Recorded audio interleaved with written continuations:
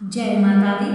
नमस्कार दोस्तों, स्वागत है आप सभी का हमारे YouTube चैनल लक्ष्मी शर्मा की कहानियां पर। ओम बृहस्पते नमः। प्यारे भक्तगणों, आज आप सभी श्रवण करेंगे गुरुवार व्रत कथा। आज है माघ महीने की प्रथम गुरुवार और गुरुवार के दिन भगवान विष्णु जी की और बृहस्पति देव की पूजा की जाती है। कहा जाता है कि गुरुवार के व्रत करने से विवाह में आ रही अड़चन दूर हो जाती है और घर में सुख समृद्धि भी बनी रहती है। अग्नि पुराण के अनुसार गुरुवार का व्रत अनुराधा नक्षत्र युक्त गुरुवार से प्रारंभ करके लगातार 7 गुरुवार करनी चाहिए। यह व्रत अत्यंत फलदायी है। गुरुवार को व्रत उपवास करके या कथा पढ़ने से या फिर श्रवण करने से बृहस्पति देवता प्रसन्न होते हैं। अनुराधा नक्षत्र युक्त गुरुवार से व्रत आरंभ करके 7 गुरुवार उपवास करने से बृहस्पति ग्रह की हर पीड़ा से मुक्ति मिलती है। गुरुवार का व्रत पूरे श्रद्धा भाव से करने पर व्यक्ति को गुरु ग्रह का दोष खत्म हो जाता है तथा गुरु कृपा प्राप्त होती है। 3 दिन व्रत करने से व्यक्ति को सारे सुखों की प्राप्ति होती है। को श्री हरि विष्णु की चरण कमलों में ध्यान लगाकर कथा को पूरा श्रद्धा भाव से प्रसन्नचित मन से पूरा जरूर सुने। आपकी सभी मनोकामना बृहस्पति देव श्री हरि लक्ष्मी नारायण अवश्य पूर्ण करेंगे। प्रेम से बोलिए लक्ष्मी नारायण की जय, बृहस्पति देव की जय। आइए भक्तगणों, श्रवण करते हैं कथा। एक नगर में एक साहूकार रहता था। उसके पास धन धान्य बाल गोपाल की कोई कमी न थी, लेकिन साहूकार ने कंजूस थी। वह कभी किसी भिखारी को भीख नहीं देती थी। उसकी इस हरकत से सभी परेशान थे। एक बार ऐसा संयोग हुआ कि एक पहुंचे हुए सिद्ध पुरुष उस साहूकारनी के यहाँ भिक्षा मांगने पहुंचे। उस समय वह साहूकारनी अपना आंगन लिप रही थी। अतः सिद्ध महाराज से कहने लगी, महात्मा, इस समय तो मैं काम कर रही हूँ, मुझे अवकाश नहीं है, आप फिर दर्शन कीजिएगा। साधु बाबा दुआ देते हुए चले गए। कुछ दिनों बाद वे पुनः पधारे। उस समय साहूकार ने अपने पोते को खिला रही थी, अतः उसने भिक्षा देने में फिर असमर्थता दिखाकर साधु बाबा को फिर कभी अवकाश के समय आने को कहा। इस बार भिक्षुक का माथा ठनका। उसे साहूकार ने उस समय भी घर के किसी काम में अपने को व्यस्त रखने की कोशिश कर रही थी। इस बार तो साधु बाबा बहुत क्रोधित हो गए और क्रोधित हुए साधु बाबा ने साहूकारनी से कहा कि मैं तुम्हें कुछ उपाय बताता हूँ। यदि तुम अवकाश चाहती हो तो बृहस्पति को देर से उठा करो। आरे घर में झाड़ू लगाकर पूरा एक और इकट्ठा करके रख दिया करो। उस दिन घर में चौका न लगाया करो। स्नान आदि करने वाले इस दिन हजामत अवश्य बनवाया करे। भोजन बनाकर चूल्हे के पीछे रख दिया करो। शाम को काफी अंधेरा छा जाने के बाद दीपक बत्ती जलाया करो तथा इस दिन भूल कर भी न तो पीले वस्त्र धारण किया करो और न ही कोई पीली चीज खाया करो। साधु के चले जाने के बाद साहूकारनी वैसा ही करने लगी। धीरे धीरे बृहस्पति की अपेक्षा के अशुभ परिणाम उसके घर में उजागर होने लगे। इसके 1 सप्ताह बाद वही साधु बाबा भिक्षा के लिए पुनः पधारे। उस समय साहूकारनी हाथ पर हाथ धरे खाली बैठी थी। बाबा से भिक्षा मांगी तो वह फूट फूट कर रोती हुई कहने लगी, महात्मा, मैं आपको भिक्षा कहाँ से दूं? अब तो घर दर्शन करने के लिए भी अन्न के दाने नहीं है। साधु बाबा बोले, माई, तेरी माया समझ में नहीं आती। पहले तो तेरे घर में सब कुछ था, मगर फिर भी तू भिक्षा को भीख नहीं देती थी, क्योंकि उन दिनों घर के काम धंधों से तुझे फुर्सत नहीं थी और अब तो फुर्सत ही फुर्सत है। फिर भी तू दान देने में आनाकानी करती है। अब तो साहूकारनी को समझने में देर न लगी। सामने खड़े बाबा सर्वज्ञ और सिद्ध पुरुष है। उसने उनके चरण पकड़ लिए और पिछले व्यवहार के लिए क्षमा मांगी और वादा किया कि यदि आपकी कृपा से घर में फिर धन्य धन से भरपूर हो गया तो वह कभी किसी भिक्षु को खाली हाथ नहीं जाने देगी। आधू बाबा को साहूकारनी पर दया आ गई। वे बोले, बृहस्पति को तड़के ही उठकर स्नान में निवृत्त होकर अपने घर का कोई आदमी हजामत न बनाए और उस दिन विशेष रूप से फूफो को भोजन कराना चाहिए। यदि तुम ऐसा करोगी तो जल्दी ही तुम्हारे दिन फिर जाएंगे और तुम्हारा घर एक बार फिर धन्य धन्य से भरपूर हो जाएगा। साहूकारनी ने वैसा ही किया। कुछ दिनों में उसके भले दिन फिर लौट आए। जैसे दिन बृहस्पति जी ने उनके फेरे, ऐसे ही वह हम सबके शुभ दिन शीघ्र ही लाए। सभी प्रेम से बोले, बृहस्पति देव की जय हो। अब आइए सुनते हैं बृहस्पति देव की दूसरी कहानी। कथाओं को पूरा जरूर सुनिएगा। बृहस्पति देव भी आपकी इच्छा को जरूर पूरा करेंगे। बृहस्पति देव की जय हो। काफी पुरानी बात है। एक दिन देवाधिदेव इंद्रदेव अपने सोने से जड़े सिंहासन पर विराजमान थे। अनेकानेक देव, किन्नर, ऋषि आदि उनके दरबार में उपस्थित होकर उनकी स्तुतियों का गान कर रहे थे। आत्म प्रशंसा सुनते सुनते इंद्र को गर्व हो गया। वे अपने को सर्वशक्तिमान समझने लगे। ठीक इसी अवसर पर देवगुरु बृहस्पति जी दरबार में पधारे। इंद्र दरबार के सभी सभापति देवगुरु की अभ्यर्थना में सादर उठकर खड़े हो गए, मगर अभिमान के मद में इंद्र अपने सिंहासन पर ही जमा रहा। बृहस्पति देवता को इंद्र का गर्व समझने में तनिक भी देर नहीं लगी। इंद्र की इस अवज्ञा को उन्होंने अपमान समझा और वे क्रोधित होकर वहां से लौट आए। बृहस्पति देवता के लौटते ही इंद्र को अपनी गलती का एहसास हो गया। वह अपने किए गर्व पर पछताने लगा। उसने उसी क्षण गुरुदेव के चरणों में उपस्थित होकर क्षमा मांगने का निश्चय किया। बृहस्पति देव अपने तपोबल से इंद्र के इस इरादे को जानकर अपने लोक से दूसरे लोक को चले गए। इंद्र उनके लोक में निराश होकर लौट आया। उन दिनों इंद्र का शत्रु बृहस्पति था। जब उसे देवगुरु की रुष्टता का ज्ञान हुआ तो उसने देवलोक पर चढ़ाई करने का सही अवसर जानकर दैत्य गुरु शुक्राचार्य से परामर्श किया।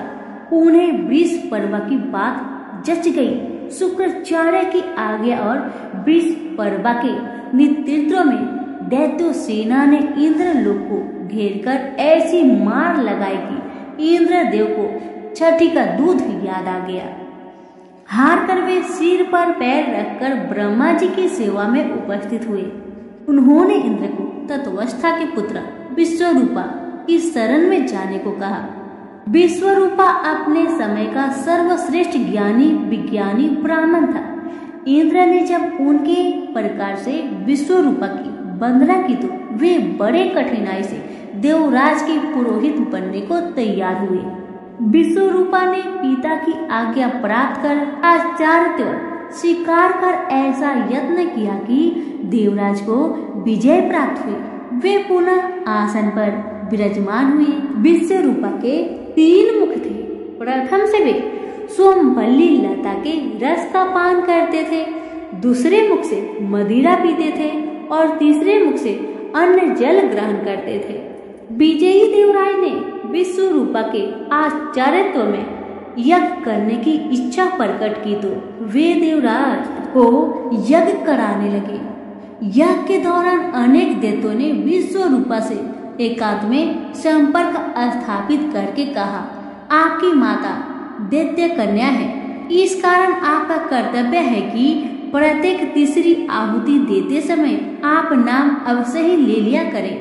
विश्वरूपा को दैत्य की बात समझ में आ गई। वे यज्ञ की हर तीसरी आहुति दैत्यों के नाम समर्पित करने लगे। फलतः देवताओं का तेज घटने लगा। देवराज को जब सही वस्तु स्थिति का पता लगा तो वे इतने क्रोधित हुए कि उन्होंने विश्वरूपा के सिर काट दिए।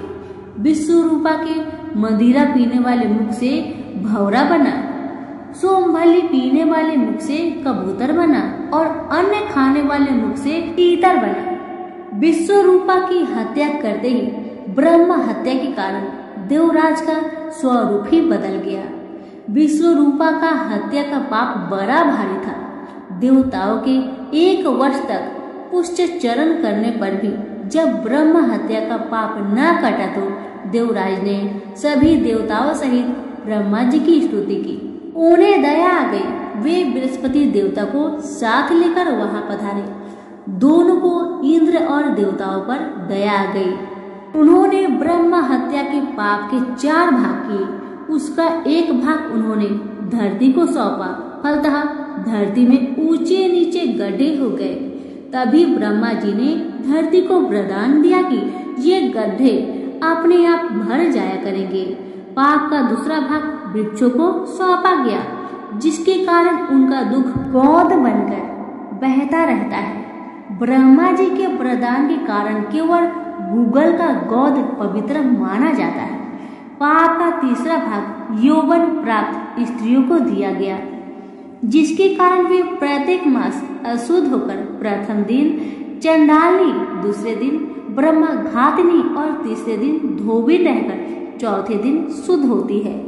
पाप का चौथा भाग जल को दिया गया, जिसके कारण उस पर फेन और सिवार आदि आता है। इसी के साथ जल को वरदान दिया गया कि तू जिस पर पड़ जाएगा उसका भार बढ़ जाएगा।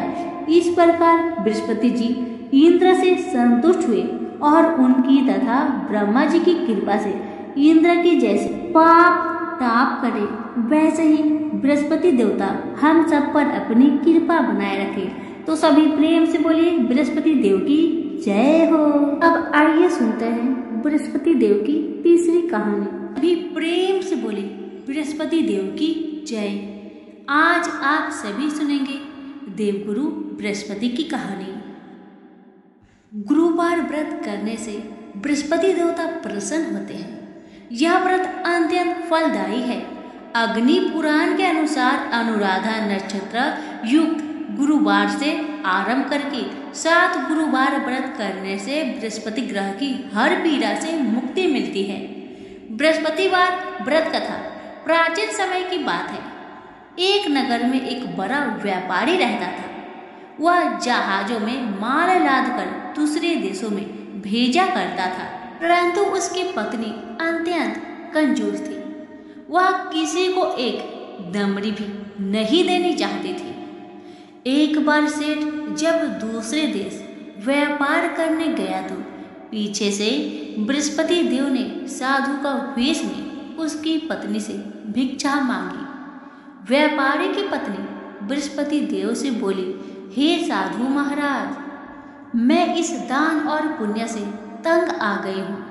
आप कोई ऐसा उपाय बताए जिससे मेरा सारा धन नष्ट हो जाए और मैं आराम से रह सकूं। मैं यह धन लुटता हुआ नहीं देख सकती। बृहस्पति देव ने कहा, हे देवी, तुम बड़ी विचित्र हो। संतान और धन से कोई दुखी होता है?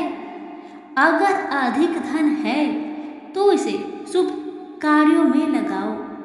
कुंवारी कन्याओं का विवाह कराओ। विद्यालय और बाग बगीचों का निर्माण कराओ। ऐसे पुण्य कार्य करने से तुम्हारा लोक परलोक सार्थक हो सकता है। परंतु साधु की इन बातों से व्यापारी की पत्नी को खुशी नहीं हुई। उसने कहा, मुझे ऐसे धन की आवश्यकता नहीं है जिसे मैं दान में दूं। तब बृहस्पति देव बोले, यदि तुम्हारी ऐसी इच्छा है तो तुम एक उपाय करना।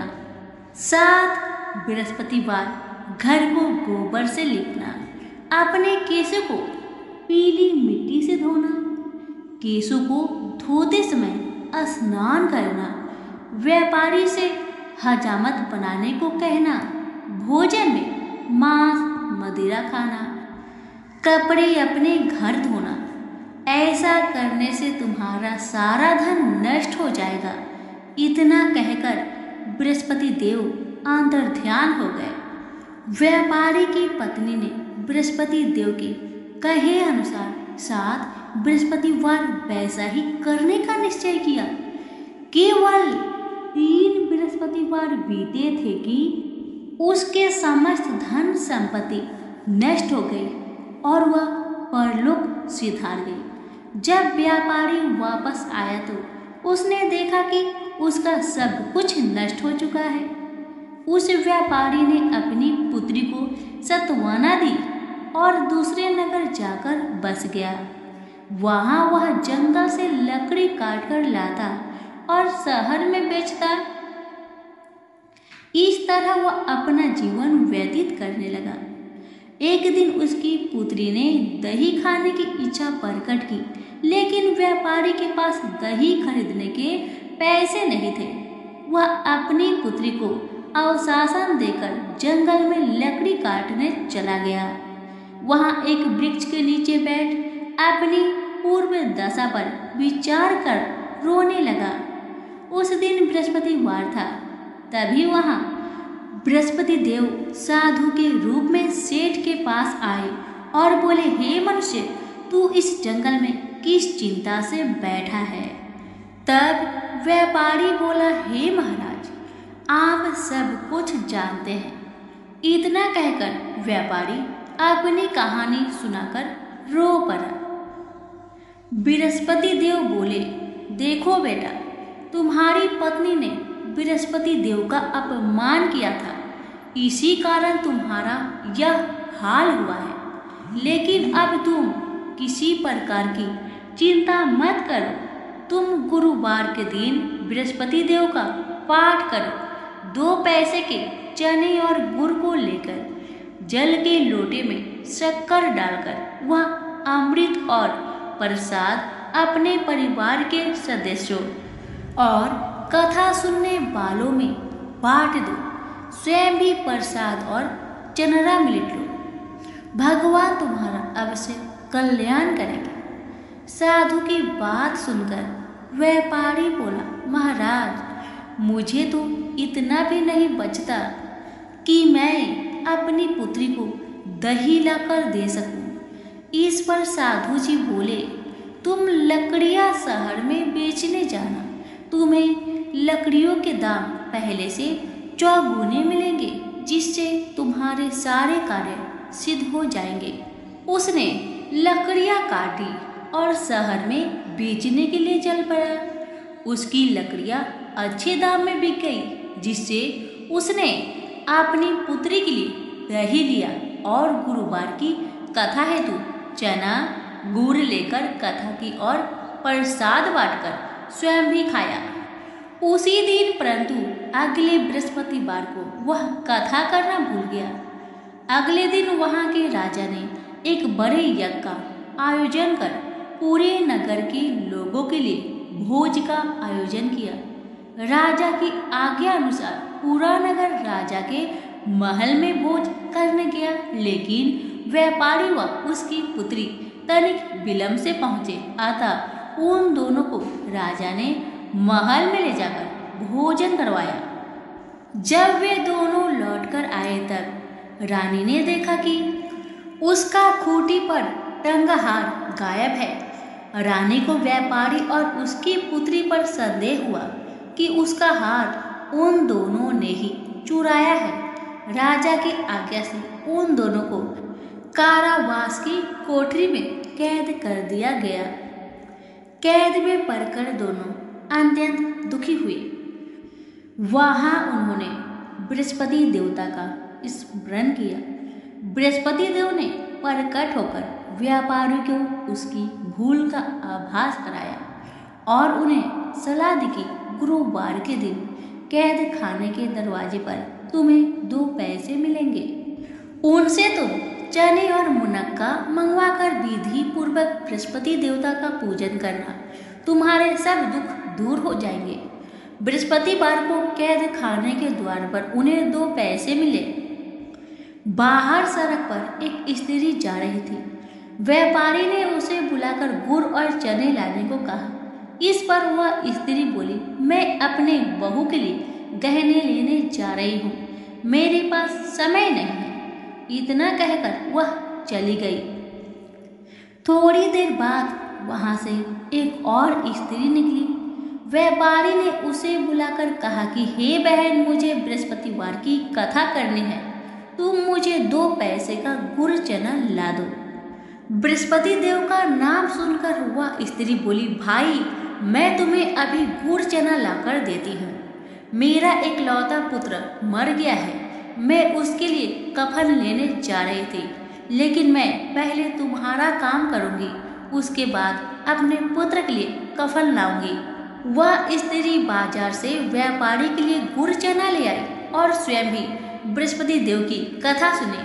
कथा के समाप्त होने पर वह स्त्री कफन लेकर घर गई। घर पर लोग उसके पुत्र की लाश को राम नाम सत्य है कहते हुए शमशान ले जाने की तैयारी कर रहे थे। स्त्री बोली, मुझे अपने लड़के का मुख देख लेने दो।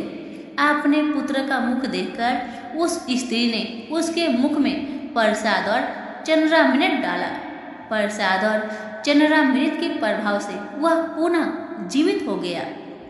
उसी रात बृहस्पति देव राजा के सपने में आए और बोले, हे राजन, तूने जिस व्यापारी और उसके पुत्री को जेल में कैद कर रखा है वह बिल्कुल निर्दोष है।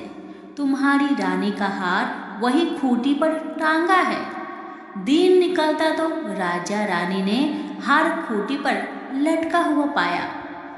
राजा ने उस व्यापारी और उसकी पुत्री को रिहा कर दिया और उन्हें आधा राज्य देकर उसकी पुत्री का विवाह उच्च कुल में कराकर दहेज में हीरे जवाहरात दिए। सभी प्रेम से बोलिए, बृहस्पति देव की जय हो, विष्णु भगवान की जय हो।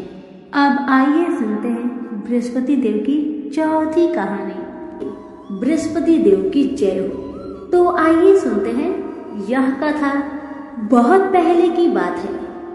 एक गांव में ऐसा गरीब धार्मिक ब्राह्मण रहता था जिसकी कोई संतान नहीं थी।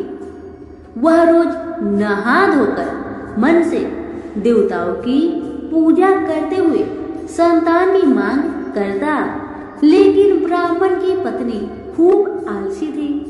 वह न स्नान करती थी और न ही पूजा पाठ। पत्नी की इस आदत से ब्राह्मण दुखी रहता था। ब्राह्मण के धार्मिक गुणों से उसके घर में जल्द ही संतान के रूप में एक पुत्री ने जन्म लिया। उसकी पुत्री भी ब्राह्मण की तरह ही धार्मिक थी। जैसे जैसे वो बड़ी हो रही थी, पूजा पाठ में उसका मन भी उतना ही लगने लगा। वह हर रोज सुबह उठती, स्नान करती और भगवान विष्णु का ध्यान व जप करती थी। इससे ब्राह्मण के घर की गरीबी भी दूर होती गई। हर दिन पूजा पाठ करने के बाद वह पढ़ने के लिए स्कूल भी जाती थी। स्कूल जाते समय वह अपनी हाथों की मुट्ठियां में जौ भरकर स्कूल के रास्ते में गिराती थी। जब वह स्कूल से वापस घर के लिए आती तो गिराए गए जौ सोने में बदल जाते थे, जिन्हें उठाकर वह घर लेकर चली आती थी। तभी वहां आकर उसकी माँ ने कहा, बेटी, सोने की जौ को साफ करने के लिए सोने का सूप होना चाहिए। ब्राह्मण की बेटी को माँ की बात एकदम सही लगी। उसके अगले बृहस्पतिवार को उपवास रखने के बाद उस लड़की ने बृहस्पति देव से सोने का सूप मांगा। ब्राह्मण की बेटी हर बार पूरे विधि विधान से बृहस्पति देव की पूजा अर्चना करती थी। इससे प्रसन्न होकर भगवान उसकी सारी इच्छाएं भी पूरी कर देते थे। इसी तरह उन्होंने सोने के सुख वाली प्रार्थना को भी स्वीकार कर लिया। अगले दिन हर रोज की तरह ब्राह्मण की बेटी पूजा पाठ करके स्कूल गई और रास्ते में जौ के दाने बोते हुए गई। वापस आते समय जब वह जौ के दाने बीन रही थी तो उसे सोने का सुप भी मिल गया। सोने का सुप लेकर वह घर आई, जिससे उसने सोने के जौ को साफ किए। एक दिन इसी तरह ब्राह्मण की बेटी घर के बाहर बैठकर सोने के जौ को सोने के सुप से साफ कर रही थी। तभी उसके घर के सामने से एक राजकुमार गुजर रहा था। राजकुमार ब्राह्मण की बेटी को देखते ही उस पर मोहित हो गया। जब वह अपने महल पहुंचा तो ब्राह्मण की बेटी के मुंह में उसने खाना पीना त्याग दिया। जब राजा को यह बात पता चला तो उसने राजकुमार से इसका कारण पूछा। राजकुमार ने अपने दिल का सारा हाल राजा को बताया। अगले ही दिन राजा अपने मंत्री के साथ ब्राह्मण के घर गया और ब्राह्मण के सामने उसकी बेटी का विवाह अपने राजकुमार से करवाने का प्रस्ताव रखा। राजा का प्रस्ताव सुनकर ब्राह्मण काफी खुश हो गया। उसने तुरंत ही विवाह करने के लिए हाँ कर दी। कुछ ही दिनों में राजकुमार और ब्राह्मण की बेटी की शादी हो गई। इधर ब्राह्मण की बेटी शादी के बाद अपने ससुराल चली गई। उधर ब्राह्मण फिर से गरीब होने लगा। उसके बुरे दिन दोबारा वापस आ गए। एक दिन ब्राह्मण अपनी बेटी से मिलने के लिए उसके ससुराल गया। पिता की हालत देखकर उसने बहुत सारा धन देकर ब्राह्मण को विदा किया।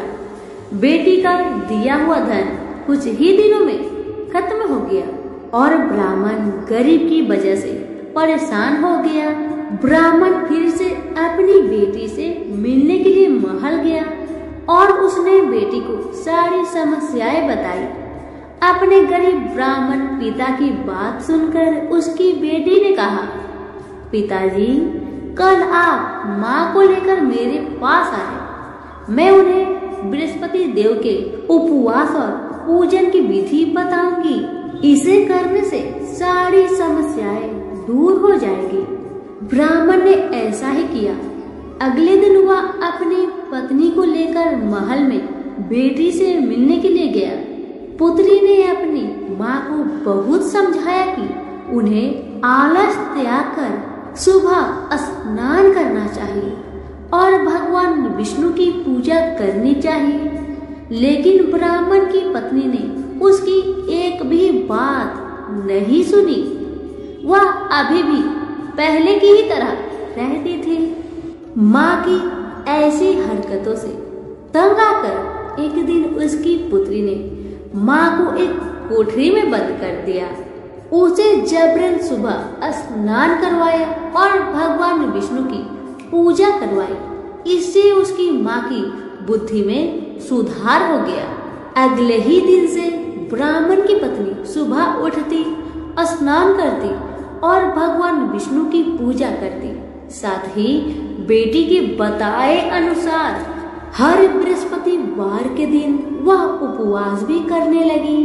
इससे प्रसन्न होकर बृहस्पति देव ने उसकी सारी गरीबी और समस्याएं दूर कर दी।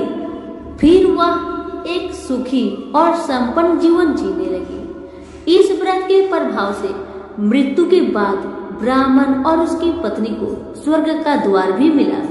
तो सभी मिलकर बोले, विष्णु भगवान की जय। अब मैं आप सभी को सुनाऊंगी पांचवी कथा। और पांचवी कथा है हमारी विष्णु जी और तुलसी माता की।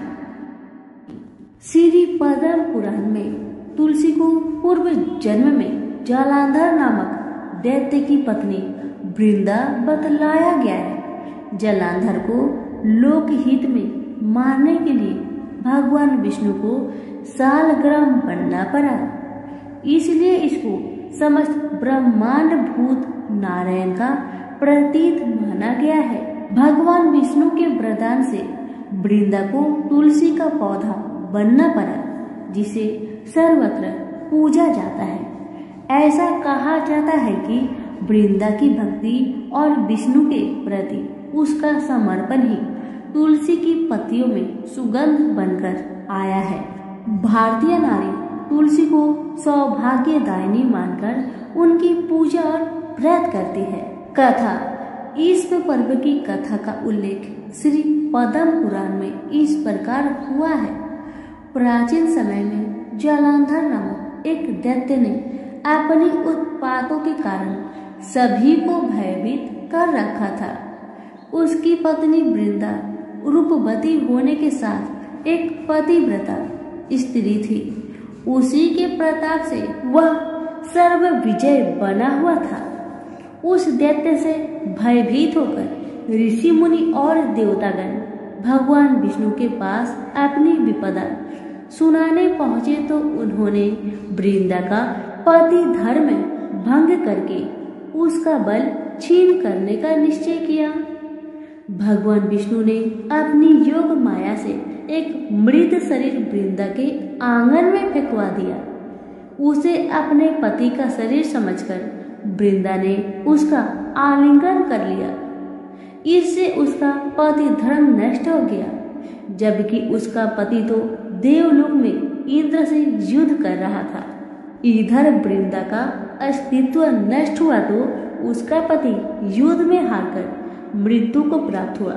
जब वृंदा को वस्तु स्थिति ज्ञात हुई कि यह सब भगवान का छल कपट था, तो उसने क्रोधित होकर भगवान विष्णु को श्राप दे दिया कि जिस प्रकार तुमने मुझे छल से पति वियोगी बनाया है, ठीक उसी तरह तुम भी अपनी पत्नी का छल पूर्वक हरण होने पर उसके वियोग में सहने के लिए मृत्यु लोक में जन्म लोगे।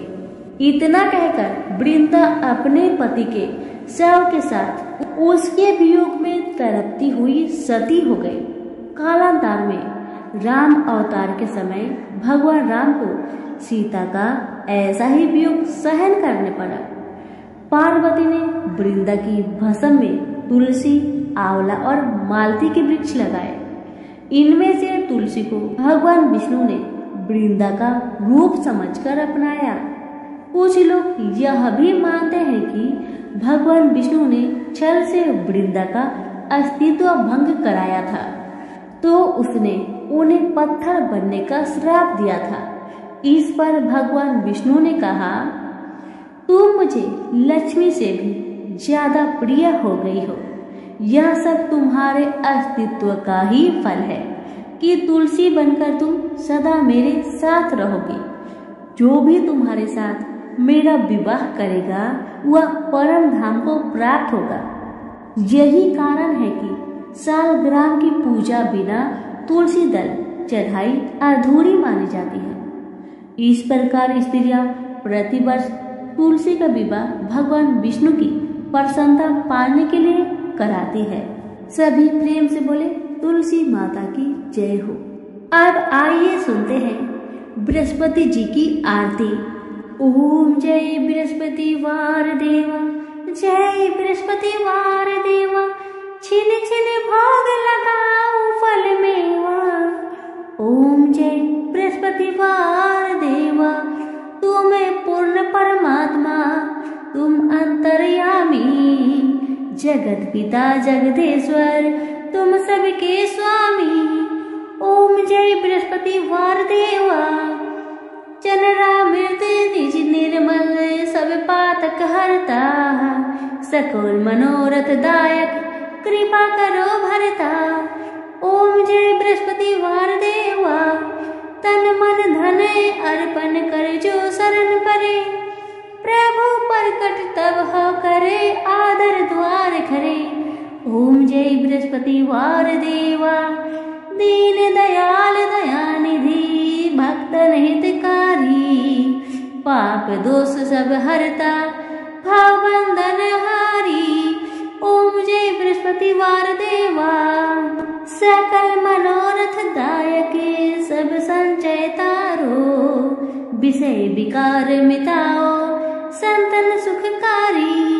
ओम जय बृहस्पति वार देवा, जो कोई आरती तेरी प्रेम सहित गावे। ज्येष्ठानंद बन सो निश्चय पावे। ओम जय बृहस्पति वार देवा। सभी प्रेम से बोले बृहस्पति देव की जय हो। प्रेम से बोले साईं बाबा की जय। श्री साईं बाबा व्रत रखने के नियम। श्री साईं व्रत को कोई भी स्त्री पुरुष और बच्चे भी रख सकते हैं। साईं बाबा का व्रत जात पात के भेदभाव के बिना कोई भी व्यक्ति कर सकता है। यह व्रत बहुत चमत्कारी है। 9 गुरुवार को विधि पूर्वक व्रत करने से इच्छित फल की प्राप्ति होती है। यह व्रत किसी भी गुरुवार को साईं बाबा का नाम लेकर शुरू किया जा सकता है। जिस कार्य सिद्धि के लिए व्रत किया गया हो उसके लिए साईं बाबा से सच्चे मन से प्रार्थना करनी चाहिए। श्री साईं बाबा आपकी मनोकामना अवश्य पूर्ण करेंगे। यह व्रत तलाधर लेकर भी किया जा सकता है, जैसे दूध, चाय, फल, मिठाई इत्यादि, अथवा एक समय भोजन मीठा या नमकीन करके किया जा सकता है। भूखे रहकर उपवास ना कर सके तो व्रत वाले दिन सुबह या शाम को साईं बाबा की फोटो तथा श्री साईनाथ सिद्ध बिसा यंत्र की पूजा करनी चाहिए। पूजा करने से पूर्व नहा धोकर वस्त्र पहने। इसके पश्चात पूर्व दिशा में किसी आसन पर कोरा पीला कपड़ा बिछाकर उस पर श्री साईं बाबा की फोटो व साईं यंत्र को स्वच्छ जल से पोंछकर स्थापित करें। चंदन का तिलक लगाएं और पीले फूल चढ़ाएं और अगरबत्ती तथा दीपक, शुद्ध घी का दीपक जलाकर साईं व्रत की कथा पढ़नी या फिर सुननी चाहिए। तथा जिस कार्य के सिद्धि के लिए व्रत रख रहे हैं उस कार्य को निर्विघ्न पूरा करने के लिए श्री साईं बाबा की सच्चे मन से प्रार्थना करनी चाहिए और श्री साईं बाबा की आरती करके प्रसाद बांटे तथा स्वयं भी ग्रहण करें। प्रसाद में कोई फल भी, मिठाई अथवा घर में बनाई खिचड़ी बांटे। 9 गुरुवार को यदि संभव हो तो साईं बाबा के मंदिर में जाकर साईं के दर्शन जरूर करें। यदि साईं के मंदिर न जा पाए तो घर पर ही श्रद्धा भक्ति पूर्वक साईं बाबा की पूजा की जा सकती है। यदि व्रत वाले दिन कहीं बाहर जाना हो या यात्रा पर हो तो व्रत चालू रखा जा सकता है या फिर उस गुरुवार को छोड़कर अगले गुरुवार को व्रत करें। स्त्रियां यदि व्रत के समय रजवाला होने के कारण अथवा किसी अन्य कारण से व्रत न रख पाए तो उस गुरुवार को 9 गुरुवार की गिनती में न लीजिए और उस गुरुवार के बदले अन्य गुरुवार को व्रत करके 9वें गुरुवार का उद्यापन करें। एक बार मनोकामना अनुसार व्रत पूर्ण करने के बाद फिर मनोकामना कर फिर से साईं व्रत शुरू कर सकते हैं। श्री साईं बाबा व्रत की उद्यापन विधि। 9वें गुरुवार को व्रत पूरा होने पर उद्यापन करना चाहिए। इस दिन कम से कम 5 गरीबों को भोजन कराना चाहिए। साईं बाबा के व्रत के उद्यापन में अपने अड़ोस पड़ोस, मित्रों, सगे संबंधियों को साईं बाबा की महिमा और व्रत का प्रसार करने के लिए श्री साईं बाबा व्रत कथा की यह असली पुस्तकें भेंट करने पर चमत्कारी लाभ होता है।